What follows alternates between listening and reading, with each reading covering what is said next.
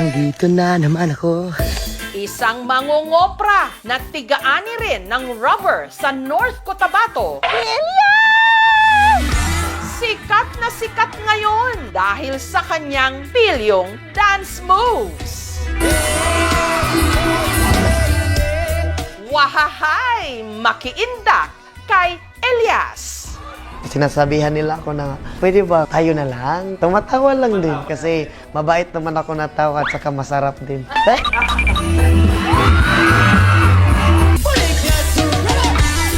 Sino itong dinudumog at hinihiyawan sa tuwing siya'y may concert sa Mindanao? Pero ang kanyang dance moves, kontrobersyal. Sino nga ba si Elias? May bagong sinasayaw ang buong Pilipinas ngayon. Sa unang tingin, mukhang naughty.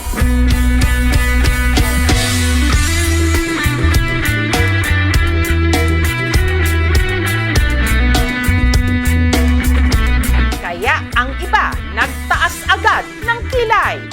Parang malaswa yung sayaw. Pero hindi nito napigilan ang pagiging viral ng dance steps na ito.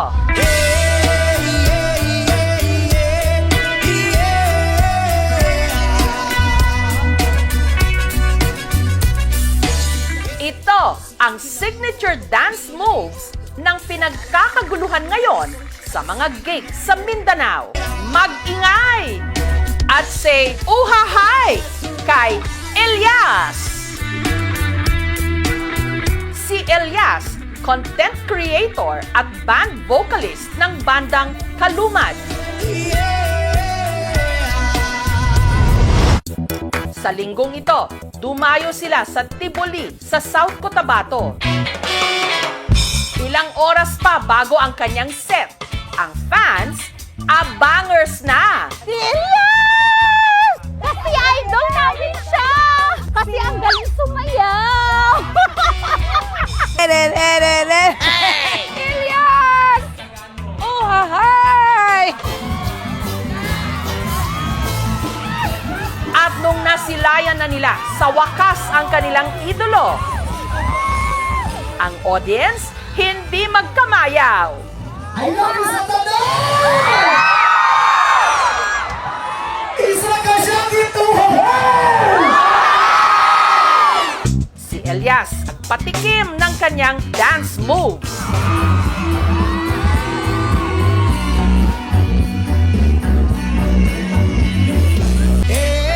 Elias, paano nga ba ang iyong step by step para sumakses? Childhood dream daw talaga ni Elias na mag-perform. Ang kanyang talento nahasa dito sa kanilang bukid sa Magpet, North Cotabato. At ang kanyang naging mentor, ang kanyang tatay Elias Sr. Bonding daw kasi talaga nilang mag-ama ang kumanta habang nagtatapping o nangungulekta ng dagta ng rubber tree. Pag magtatrabaho kami, kumakanta siya palagi. Alisto ka! Magsakay ako ng kalabaw, magpakain ng damo, tapos dinadala ko yung lyrics. Ginapractice ko araw-araw hanggang sa kabisado na. Umaga, April Boys at saka Aegis kasi mataas pa yung boses ko. Ngayon, hindi na. Masarap na lang. Ay! At sa mga nagsasabing mahalay ang pinauso niyang dance steps, ayon sa kanya, inspired daw ito ng kanilang hanap buhay. Kapag nagkakat ka kasi ng rubber is pag ganun. Ito ang puno, tapos hawakan mo yung puno, tapos kailangan mo ganito ang knife, hanggang ganyan, hanggang ibaba. Kaya ginawa ko, kumbaga ganyan, tapos ay! Ganun. Siguro nasa kanila na lang kung ano yung iisipin nila. O din yung punuan sa guma, mga dol. Bata pa lang, nagtatapping na raw si Elias. Araw-araw kami masama sa nagkakat ng rubber, 3 AM. Tapos mag-aral ako, paminsan-minsan nga. Kapag mag-school ako, mabaho pa yung kamay ko sa rubber. Pero kapag naibenta mo na, umot na yung kwarta. Dagta ng rubber tree ang kanilang hanap buhay. Sa pagtatapping, kumikita ang mag-ama ng 7,000 pesos kada ani. Kaya na makatabang sa mga, kuha na mo pamugas, sa gastos na mo sa among panimalay, maura gid among ginasaligan. Grade 2 lang daw si Elias nung ang kanyang nanay Ninita na masukang domestic helper sa Bahrain. Bilang isang ina, sobrang hirap talaga kasi siyempre na malayo ako sa kanila. At hindi maiwasan na iiyak ka na lang na mag-isa kasi hindi ko sila nakikita, hindi ko sila nasusubayan araw-araw kung anong ginagawa nila. Pero masaya ako na ganyan na siya ngayon. Namimiss ko siya. Gusto ko palaging makikita siya araw-araw. Kaya hindi ko mapigilan na maging emosyonal kapag magbanggit ako ng pangalan ng nanay ko. Basta pamilya ang pag-usapan, yan ang weakness ko. Dahil nasa abroad ang kanyang ina at madalas naman nasa bukid ang kanyang ama, ang kasakasama raw ni Elias noon, ang kanyang Lola Miriam at Lolo Marciano. Dili man bugoy na butaan man. Sagdagan na mong ako, hinigugma gyud na mo si Didid, mo gyud nang gimahal na mo. Sa kanila ako natutulog araw-araw. Sila din ang nagbabantay sa akin, sila ang nagbigay ng allowance. Inspirasyon ka. Dahil sa kanilang pagsisikap, nitong 2023 lang, nakapagtapos si Elias ng criminology. Malaking tulong sa akin. Nasasanay na yung katawan ko sa natrabaho na ganun. Nandito na naman ako, namumunat sa kabukiran. Pero sa halip na maging pulis, sinunod daw niya ang sigaw ng kanyang puso, ang mag-perform. Inumpisahan niya sa pagva-vlog. Ipinakita ang kanyang buhay sa bukid. Dili po na mawala tong kagandahan di. Ay! Hanggang nagpasample ng kanyang boses at dance moves. And the rest is history, ika nga. Si Elias na imbitahan na ngayong magtanghal sa iba't ibang mga probinsya ng Mindanao. Napupuno talaga ang isang area kapag nagigig kami. Nararamdaman ko sa aking sarili is proud na proud, masayang masaya. Maraming fans na rin daw ang nagdi-DM o direct message sa kanya. Sinasabihan nila ako na, pwede ba tayo na lang? Pwede bang magkita tayo? Matawa lang din kasi mabait naman ako na tao at saka masarap din. Sa mga humuhopya o umaasa kay Elias, awat na! Tapos na ang laban! Meron nang nanalo at nagpatibok ng kanyang puso. Si Abigail na aminadong selosa. May fans kasi dati, humalik talaga dito. Kasi very territorial ako eh. Yung akin. Tapos ngayon, na-realize ko na since nag-expand na yung circle niya, yung mga tao na nakakasalamuha niya, kailangan ko talagang mag-adjust. Maliban daw sa charm ni Elias, na-fall din daw si Abigail sa puso nito. Makita mo talaga na maganda yung kanyang heart.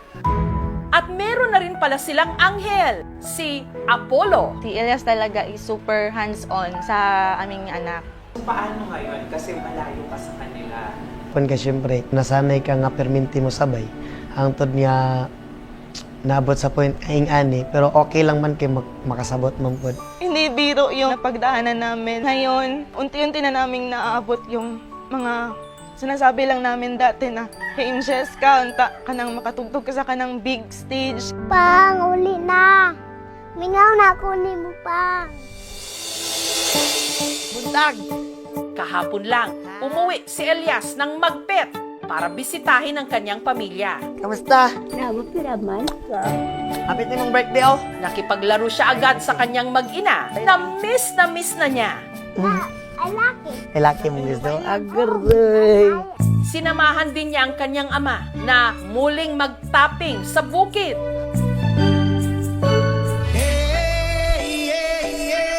Na sinabayan pa niya ng pagsayaw.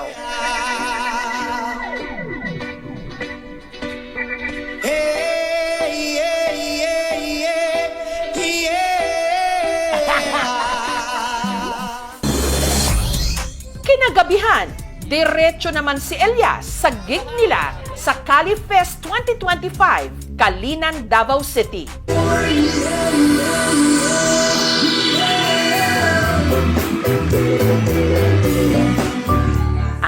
alam ni Elias, may sorpresa mula sa kanyang number 1 fan, ang kanyang nanay Ninita, all the way from Bahrain. Stay always humble at laging pasalamat sa Panginoon sa lahat ng na-achieve mo at laging mag-iingat sa bawat event na pupuntahan mo. Tatandaan mo na narito lang kami ng pamilya mo at laging susuporta sa magandang hangarin mo sa buhay. I love you, anak.